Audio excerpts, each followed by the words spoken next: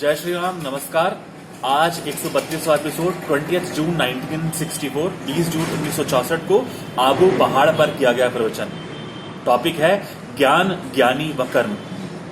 स्वयं को ईश्वर से अलग मानकर जो उसकी पूजा आदि करता है वह जन्म मृत्यु को प्राप्त होता रहेगा, क्योंकि जो द्वैत मानेगा वह भय को प्राप्त होगा।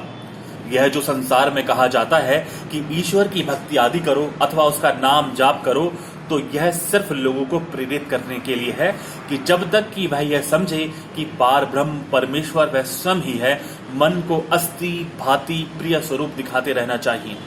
इस प्रकार मन अपने आप थक कर शांत हो जाएगा। मन को सदैव उच्च ध्यान में रखना चाहिए, उसको अकेला नहीं छोड़ना चाहिए। जो जो वस्तु उसके सामने घूम कर आए उसमें अस्थि भांति प्रतीत होता है परंतु है नहीं। नाम रूप को समझना चाहिए।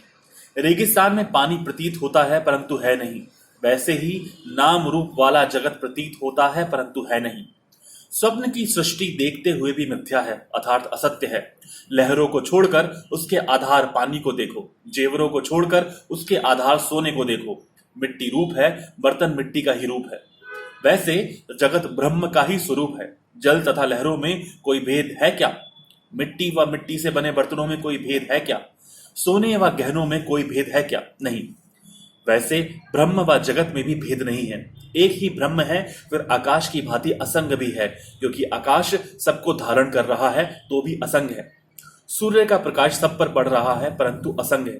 प्रारब्ध के वेग के कारण ज्ञानी सारे कर्म करता है, भोग भोगता है, वह ना तो अकर्ता न अभोक्ता है।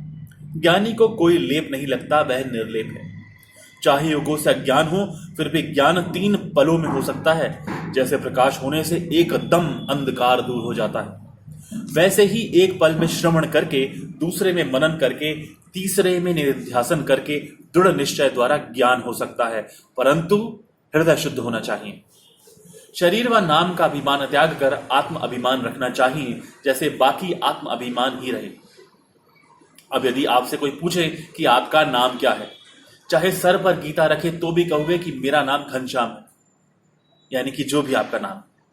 वैसे जब स्वयं को आत्मा समझेंगे, दृढ़ निश्चय करेंगे, तब चाहे कोई सर पर गीता रखे तो भी कहोगे कि मैं आत्मा हूं, शरीर नहीं।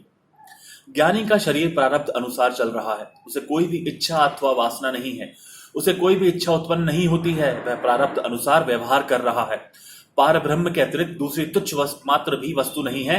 सबके भीतर साक्षी स्वरूप बैठा है, सबके भीतर में आनंद स्वरूप बैठा हूं। धन्यवाद। जय श्री राम।